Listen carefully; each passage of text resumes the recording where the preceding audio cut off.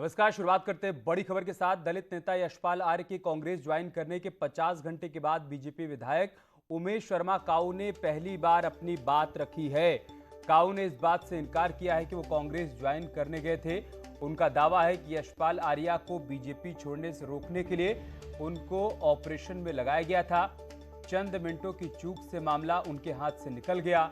काऊ का यह भी दावा है कि पुष्कर सिंह धामी के मुख्यमंत्री बनने के बाद 3 मंत्री नाराज थे, जिसमें हरक सिंह रावत, यशपाल आर्य और सतपाल महाराज थे। उमेश शर्मा का दावा है कि उन्होंने ही इन तीनों को मनाया था। गौरतलब है कि सोमवार को जिस दिन यशपाल आर्य ने दिल्ली में कांग्रेस ज्वाइन की थी, उसी दिन उमेश शर्मा काऊ जी दिल्ली में थे। बाद में उनकी एक फोटो राज्यसभा सांसद अनिल बलूनी के साथ दिखी भी थी। चर्चा थी कि उमेश शर्मा कांग्रेस में जाने वाले थे, लेकिन उनको आखिरी समय में रोक लिया गया। मेरा हाईकमान मुझे जिस भी काम को कहेगा मैं वो करूँगा। तो आप राहुल जी से मिलने गए थे या नहीं गए थे?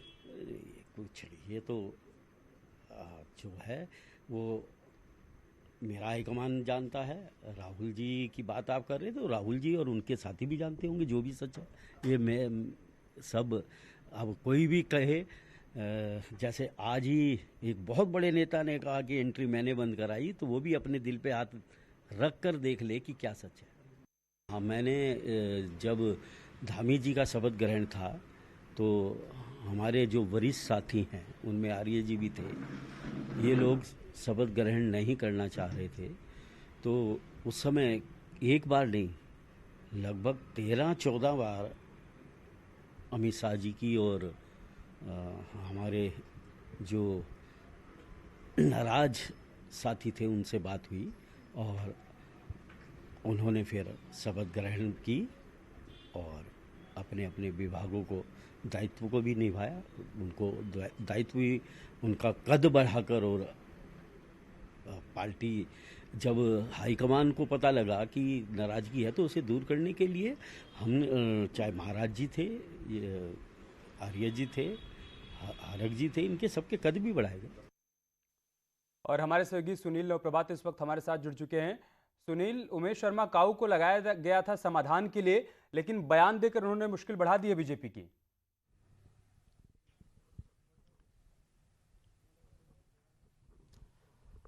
देखिए अमित, सोमवार को यशपाल आर्य ने कांग्रेस ज्वाइन की थी। आज ठीक 2 दिन बाद पहली बार जो उमेश शर्मा काऊ है वो मीडिया के सामने आए और उन्होंने पूरी स्थिति स्पष्ट की, क्योंकि शुरू से ये आकलन किया जा रहा था और जिस तरह से विपक्षी खेमे द्वारा भी ये बात उड़ाई गई थी कि जो उमेश शर्मा काऊ हैं वो भी यशपाल आर्य के साथ कांग्रेस में शामिल होने के लिए कांग्रेस भवन तक गए थे, राहुल गांधी के आवास तक गए थे, लेकिन किन्हीं कारणों के चलते अंत समय में जो उमेश शर्मा काऊ है वो कांग्रेस में शामिल नहीं हो पाए हैं। लेकिन अगर आप काऊ की बात को ध्यान से सुनेंगे, उनके बाइट को सुनेंगे, तो वो उसमें साफ तौर पर ये बात कह रहे हैं कि उनके हाईकमान द्वारा जो काम उनको सौंपा गया था वो काम वो कर रहे थे। मेरा हाईकमान जानता है कि मैं किस मकसद से कहाँ गया था। तो इसके पीछे अमित एक बड़ा खुलासा है। जो जानकारी मिली है कि इस पूरे ऑपरेशन में जब बीजेपी हाईकमान को ये जानकारी मिली कि यशपाल आर्य अपने बेटे समेत कांग्रेस में शामिल हो सकते हैं, तो यशपाल आर्य के नजदीकी उमेश शर्मा काऊ, क्योंकि उमेश शर्मा काऊ भी 2016 के उन 9 विधायकों में शामिल हैं यशपाल आर्य समेत, जो कांग्रेस छोड़ के बीजेपी में आ गए थे। तो बीजेपी में भी इन लोगों का तारतम्य आपस में बना रहता था। उमेश शर्मा काऊ ने पहले भी जब उनका पार्टी के अंदर विवाद हुआ था तो उन्होंने कहा था कि हमारा एक अलग गुट भी है, अलग पार्टी भी है जहां पर हम बैठते, तो यही 9 लोगों का मंच है जो कांग्रेस छोड़कर आए थे। तो इसीलिए उमेश शर्मा काऊ को इस पूरे ऑपरेशन में लगाया गया था कि वो किसी भी तरह से यशपाल आर्य से बीजेपी हाईकमान की बात करा दे, एक फोन करा दे, क्योंकि यशपाल आर्य और उनके बेटे का जो फोन नंबर था वो लगातार बंद चल रहा था। तो रातों रात करीब 1 बजे के आसपास उमेश शर्मा काऊ को और जो बीजेपी के प्रदेश अध्यक्ष हैं मदन कौशिक, उनको दिल्ली बुलाया गया। तो इस पूरे ऑपरेशन की उनको कमान सौंपी गई थी। लेकिन किन्हीं कारणों से, ट्रैफिक जैम जैसी कारणों जी। जल्दी से एक बात और बता दीजिए कि क्या ये भविष्य का संकेत भी है क्या? उनका ये कहना है कि 3 मंत्री नाराज थे, यशपाल आर्य, हरक सिंह रावत और सतपाल महाराज। यशपाल आर्य तो चले गए, क्या एक संकेत भी दे रहे हैं क्या कि 2 और हैं जो अभी नाराज थे?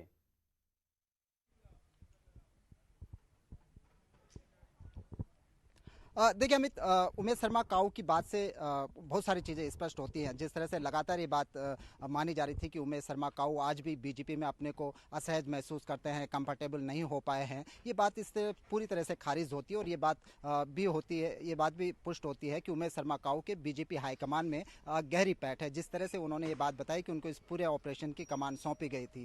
दूसरा बड़ा खुलासा उन्होंने ये किया कि जब जुलाई में मुख्यमंत्री पुष्कर धामी शपथ लेने जा रहे थे तो बीजेपी के 3 मंत्री जो कांग्रेस से आए हुए हैं, सतपाल महाराज, यशपाल आर्य और हरक सिंह रावत, नाराज थे और शपथ नहीं लेना चाहते थे। बाद में अमित शाह ने उनसे लगातार कांटेक्ट किया और इस कांटेक्ट की जिम्मेदारी भी उमेश शर्मा काऊ को, कोऑर्डिनेशन की जिम्मेदारी उमेश शर्मा काऊ को सौंपी गई थी। और काऊ ने इन तीनों लोगों को मैनेज किया कि उनके जो डिपार्टमेंट हैं वो बढ़ा दिए गए अमित शाह के कहने पर। तो ये कहीं ना कहीं ये बात आज खुलकर सामने आ गई है कि बीजेपी के अंदर भी बहुत सारी चीज़ों में मतभेद है। जो कांग्रेस से 2016 में बीजेपी में आए थे, वो आज भी बीजेपी के अंदर उनमें लगातार एक वैचारिक मतभेद बना हुआ है, चाहे वो मंत्रालयों की बात को लेकर हो, चाहे ओहदे की बात को लेकर। और चूंकि विधानसभा चुनाव और वो नजदीक है, कड़वाहट बीच बीच इसीलिए में बयानों के जरिए सामने आती भी रहती है। सुनील, बहुत शुक्रिया आपका हमारे साथ जुड़ने के लिए और तमाम जानकारी हम तक पहुंचाने के लिए। प्रदेश में चल रही दल बदल की राजनीति के बीच पूर्व पीसीसी चीफ किशोर उपाध्याय ने बीजेपी में जाने की चर्चाओं पर सफाई दी है। उन्होंने कहा है कि ये सब अफवाहें हैं और वो उन लोगों में से नहीं है जो चोरी छुपे कहीं जाएं। अगर कोई बात होगी तो अपनी पार्टी में रखेंगे और उसके बाद जो सही होगा वो निर्णय लिया जाएगा। लेकिन अभी ये सब अफवाहें हैं और इस ओर ध्यान नहीं देते हुए हमें आगामी चुनाव की तैयारियों पर फोकस करना चाहिए। किशोर उपाध्याय उन लोगों की तरह नहीं है कि चोरी छुपे कहीं चले जाएं। अगर कोई बात है तो साहब को अपनी पार्टी में कहो कि भाई आपकी और हमारी नहीं बन रही है और ये मुद्दे हैं, तो उस पर, उन मतभेदों पर अगर और लोगों के सवालों पर अगर कोई निर्णय लिया जाता है तो वो कोई बुरी बात नहीं है। और अगर हम कभी कोई निर्णय लेंगे तो हम इस तरह से चोरी छुपे थोड़े लेंगे। इधर कांग्रेस की परिवर्तन यात्रा का तीसरा चरण कुमाऊं में होगा और इस बार बड़े नेता और दलित चेहरे के तौर पर कांग्रेस यशपाल आर्या को साथ घुमाएगी। कांग्रेस को उम्मीद है कि 2022 में रिजर्व सीटों पर पार्टी को इसका फायदा भी मिलेगा।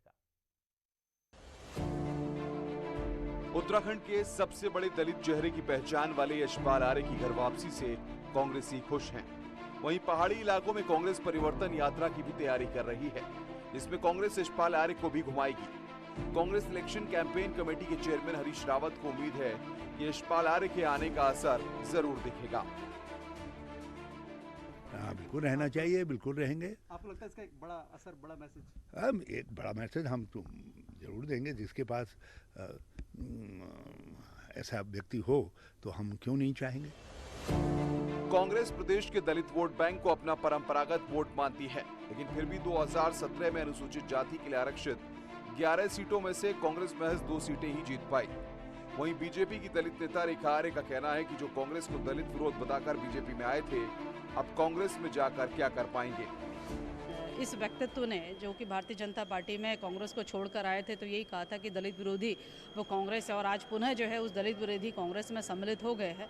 तो मुझे लगता है कि उनकी वो चाहे कितने बड़ी परिवर्तन यात्रा निकाल दे, मुझे लगता है कि जनता इस चीज़ को आने वाले समय में ज़रूर तय करेगी और जनता जो है भारतीय जनता पार्टी के साथ खड़ी है। अधिक से अधिक विधायक जो दलित विधायक है वो भारतीय जनता पार्टी के साथ खड़ी है। 2011 की जनगणना के मुताबिक उत्तराखंड में दलित वोट करीब 19% है। कांग्रेस को उम्मीद है कि यशपाल आर्य की मौजूदगी न सिर्फ दलित वोट और सीट पर असर डालेगी, बल्कि 2022 में सत्ता भी दिलाएगी। दीपांकर भट्ट, न्यूज़ 18, देहरादून। कोटद्वार मेयर और कैबिनेट मंत्री हरक सिंह रावत के बीच एक बार फिर से तकरार शुरू हो चुकी है। प्रदेश सरकार पर कोटद्वार से पक्षपात करने का आरोप लगाते हुए कोटद्वार के मेयर हेमलता नेगी ने सरकार पर हमला बोला और मेयर का आरोप है कि बीजेपी सरकार जानबूझकर कोटद्वार निगम को बहुत कम फंड दे रही है, जिससे निगम एरिया में विकास कार्य नहीं हो पा रहा है। वहीं उन्होंने कहा कि कैबिनेट मंत्री हरक सिंह रावत नहीं चाहते हैं कि कोटद्वार नगर निगम को फंड मिले। वहीं मेयर के आरोपों पर भड़के मंत्री हरक सिंह रावत ने कहा कि मेयर हेमलता नेगी अपने पति सुरेंद्र सिंह नेगी के बहकावे में आकर अमर्यादित हो चुकी है। मंत्री ने कहा कि मेयर प्रोटोकॉल तक का पालन करना उचित नहीं समझती है। धन बहुत कम देते हैं, ये यूं कहिए कि पक्षपात करते हैं, क्योंकि ऋषिकेश में 4 गुना मिलता है वहाँ पे और ये स्पष्ट है जानकारी, पर उसके बावजूद मैं पूरा इसमें फोकस करती उसमें भी वो टिप्पणी कर रही कि पार्षदों के साथ बैठना चाहिए। आपसे इतना भी नहीं हो पाया कि 2 शब्द बोल पाए कि भाई हम रावत जी के मंत्री के बहुत धन्यवाद आभारी हैं कि वो हमारे नगर निगम की बैठक में आए। सीएम पुष्कर धामी ने ट्वीट कर कहा है कि हमारा संकल्प है कि प्रधानमंत्री नरेंद्र मोदी जी के विजन 2025 को सफल बनाते हुए उत्तराखंड के अंतिम छोर पर खड़े व्यक्ति तक विकास पहुंचे। इस संकल्प को पूर्ण करने के लिए हम लगातार मेहनत भी कर रहे हैं। देहरादून के फुटपाथों पर बढ़ते अतिक्रमण को देखते हुए डीएम और एसएसपी ने शहर का जायजा लिया और शहर के कई इलाकों में अवैध रूप से चल रही रेहड़ी पटरी और ठेलियों को हटवाया। डीएम एसएसपी ने शहर के दून चौक सब्जी मंडी, पलटन बाजार और चंदन नगर क्षेत्र में पहुंचकर अतिक्रमण को हटवाया। आपको बता दें कि देहरादून में लगातार अतिक्रमण बढ़ रहा है, जिसके चलते शहर में जाम के हालात उत्पन्न हो रहे हैं। अधिकारियों के मुताबिक नियम तोड़ने वालों पर कार्रवाई की। जहाँ तक ठेली वालों का सवाल है, लेबर डिपार्टमेंट द्वारा एक चयन की प्रक्रिया कराई जा रही है, जहाँ पे वो चिन्हित कर रहे हैं कि ऐसे कितने ठेली वाले हैं पूरे शहर में। तो एक मकसद ये भी है, लेबर डिपार्टमेंट के ऑफिसर्स भी मेरे साथ थे, तो उनको हम चिन्हित करके हम ये कोशिश करेंगे कि उनको एक अलग से एक जो ऑलरेडी नगर निगम द्वारा अलॉटेड है उनको छोड़ के बाकी जो अब ऐसे इर्द गिर्द लगे हुए हैं ठेलियाँ, उनको एक व्यवस्थित जगह दें, ये भी हमारा मकसद है। देखिए, बेसिकली हमने दुकानदारों से ये आग्रह किया है और हिदायत भी दी है कि जितना उनका दुकान का एक्सटेंड है वहीं पर अपना सामान लगाएं, कोई भी अननेसेसरी एनक्रोचमेंट ना किया जाए, क्योंकि उससे जनता को असहूलियत होती है। अगर फिर भी ये होता है तो हम चालान की कार्रवाई करेंगे। रिलायंस इंडस्ट्रीज ने क्लीन एनर्जी में 4 दिन में चौथी बड़ी डील की है। रिलायंस की subsidiary company Reliance new energy solar limited ने डेनमार्क की कंपनी स्टीजडल से करार किया है। भारत में हाइड्रोजन इलेक्ट्रोलाइजर्स के प्रोडक्शन के लिए यह समझौता किया गया है। डेनमार्क की कंपनी स्टीजडल क्लाइमेट चेंज मिटिगेशन से जुड़ी कमर्शलाइज टेक्नोलॉजी बनाती है। पीएम मोदी और डेनमार्क की पीएम मेटे फ्रेडरिक्सन की मौजूदगी में दोनों कंपनियों के बीच ये करार हुआ। आपको यहां पर यह भी बता दें कि रिलायंस ने साल 2030 तक 100 गीगावाट रीन्यूएबल एनर्जी के उत्पादन का लक्ष्य रखा है।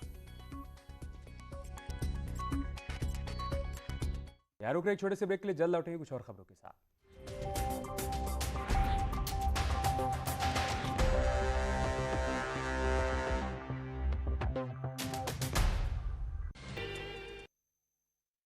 नमस्कार, शुरुआत करते हैं बड़ी खबर के साथ। उत्तराखंड से बड़ी खबर है कि दल बदल का खेल यहां पर अब भी जारी है। यशपाल आर्य और उनके बेटे अब कांग्रेसी हो गए हैं, लेकिन खबर है कि जब यशपाल आर्य और संजीव आर्य कांग्रेस में शामिल होने के लिए दिल्ली पहुंचे थे, तब उनके साथ बीजेपी के विधायक उमेश शर्मा काऊ भी उनके साथ मौजूद थे। वहीं जब इसकी जानकारी बीजेपी के राज्यसभा सांसद और राष्ट्रीय मीडिया प्रमुख अनिल बलूनी को हुई, तब वो एक्टिव मोड में आ गए और उमेश शर्मा काऊ को कांग्रेस दफ्तर के बाहर से अपनी गाड़ी में लेकर गए। बताया जा रहा है कि उमेश शर्मा काऊ राहुल गांधी से भी मुलाकात कर चुके थे।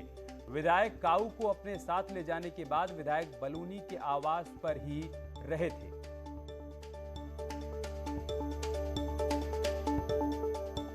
और हमारे सहयोगी अनूप गुप्ता इस वक्त हमारे साथ जुड़ चुके हैं। अनूप, आपके पास क्या जानकारी इस बड़ी खबर से जुड़ी हुई? देखिए, आपको बता दूं कि जिस तरीके से बीजेपी के विधायकों ने कांग्रेस का दामन थामा था, वो जो 2 विधायक थे, उनके साथ उमेश शर्मा काऊ भी वो बीजेपी के वो नेता थे जिन्होंने राहुल गांधी से मुलाकात की थी। और ये सूत्र बता रहे हैं कि उन्हें भी शामिल कराया जाना था कांग्रेस में, लेकिन ऐन मौके पर राज्यसभा सांसद और मीडिया प्रभारी अनिल बलूनी को जब ये पूरी जानकारी मिली, तो उन्होंने समझा बुझाकर उमेश शर्मा काऊ को मनाया। और कहा यह जा रहा है कि राहुल गांधी के घर के बाहर से ही अनिल बलूनी उन्हें अपने घर ले आए। यानी कुल मिला के कह सकते हैं कि उनकी सतर्कता की वजह से जिस तरीके से उनके एक विधायक जो है वो कांग्रेस में शामिल नहीं हो पाया। हालांकि आपको बताऊं कि उमेश शर्मा काऊ कुछ और बयान दे रहे हैं, लेकिन इतना कह सकते हैं कि अनिल बलूनी की सतर्कता की वजह से जो 3 नेता कांग्रेस में शामिल हो रहे थे, उनमें से एक जो है वो बीजेपी में ही रह गए। इसके अलावा एक संकेत अनूप उमेश शर्मा काऊ ये भी दे रहे हैं कि जब पुष्कर सिंह धामी को सीएम बनाया गया था तब 3 मंत्री नाराज थे, उनमें यशपाल आर्या, सतपाल महाराज, इसके अलावा उन्होंने एक और नाम लिया है हरक सिंह रावत का। तो एक संकेत भी है क्या कि अभी कुछ और नाम ऐसे हैं कि जो शिफ्ट हो सकते हैं बीजेपी से कांग्रेस में? बिल्कुल।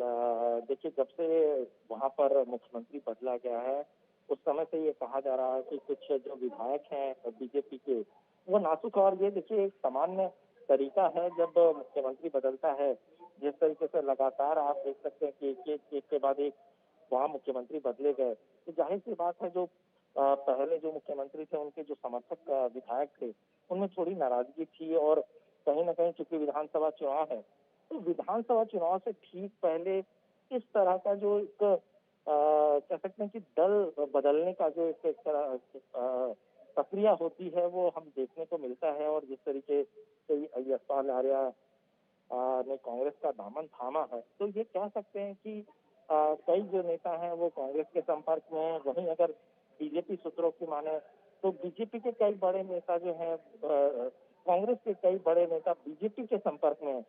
तो विधानसभा चुनाव के वक्त में इस तरह से पार्टी बदलना एक तरह से स्वाभाविक प्रक्रिया होती है। अगर पार्टी में ज्यादा वैल्यू नहीं मिल रहा है तो इस तरह की चीजें होती है। लेकिन सबसे बड़ी बात है कि जिस तरीके से अनिल बलूनी ने कह सकते हैं कि अपनी पार्टी के सदस्य को अपनी ही पार्टी में रहने दिया, ये अपने आप में बड़ी बात है। ठीक है, बहुत शुक्रिया आपका हमारे साथ जुड़ने के लिए और तमाम जानकारी इन तक पहुंचाने के लिए।